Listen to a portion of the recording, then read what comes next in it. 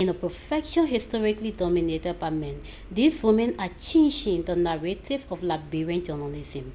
On International Women's Day, Stage Media Liberia celebrates 10 remarkable women breaking barriers in media. It was 2022 because coming from the rural area and coming to Monrovia, you see that the men are more active. You perceive them to be active.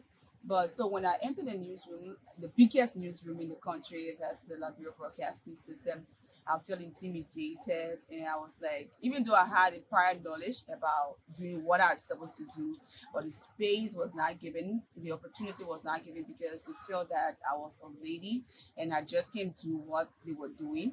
So I felt myself like being pushed in a corner. I sat there for almost 6 months until I challenged myself. Even though when I used to do the stories, you see that a lot of corrections will be made, but I didn't take it to be something that would break me down or discourage me. But I used to need to sit down, need to tell me your story will not go.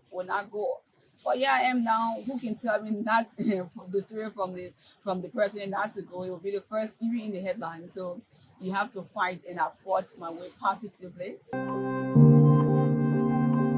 One thing is that I'm from radio background, broadcast background. So imagine then with the opportunity to be an intern at any broadcast operation.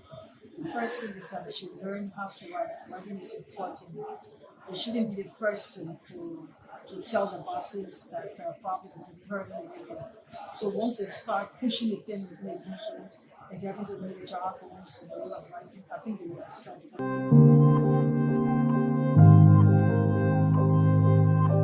I don't want to brag about that, but I'm always embarrassed to notice that there are a lot of females, they rather go for the phone, do the Facebook Live, phone recording and all of that. That's not bad. But traditional photography, videography, I've always tried to motivate young women to come on board. I'm really hoping to train more women.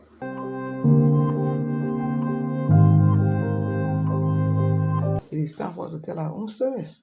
It's a good thing for us to tell our own stories because it's not an easy thing to be in that male dominated space. But again, our stories tell us that it's no longer a male dominated space. It depends on what we want to do there and how we do it. So we found out that the media becomes an exclusive space for every gender. It depends on what you want to do, it depends on how you do it, but it is a space for every gender right now. For the greatest reward as a woman journalist for me in the field is that I rose up from being an intern to becoming a managing editor of one of the best papers in the country. It brings me so much pride. And that's my reward as a woman. Because coming to see that since the Inquirer was founded 1991, I am the third managing editor and I take it as a pride. Take it or leave it. For me, it is a great thing. It is a serious reward to myself as a journalist on the field, as a female who have covered almost all the different branches of government and who have been really on the field, not just sitting in office, but have been really on the field. I see it as a plus for me. And I take it as no lesser, but a very good feat for myself.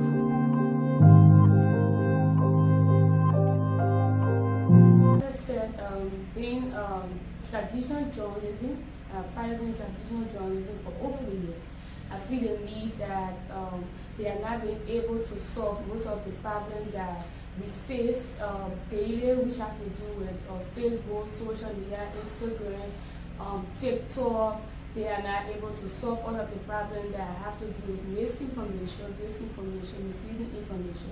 So here comes in fast check that have to do with verifying the sources, checking claims as to whether this is true or not, and coming back to the public and making bringing more reliable information. Because traditional journalism have to do with whatever the person says, you write it. But fast checking have to do it when the person says whatever, you go behind them and require from different sources and as to whether this is true or not. You get back in the public and give them the information. So for the personal risk, I've had a lot, like looking at it, like in this field, like when I first did my story, some people had to call me why I had to publish that story. In fact, telling me they needed to view my story, the job, if I can publish it, telling me that why I have to go this route, go that route, say this is my story. Except that even in a community, there are people that when you repost story and see that their story is not in their interest, meaning politicians and political supporters, they come at you, call you unprofessional journalists. That has been happening. Last year, I was reporting a riot and I got tear gas. Yes, I've experienced that too. Also, there are a lot of fears within the sector. The threat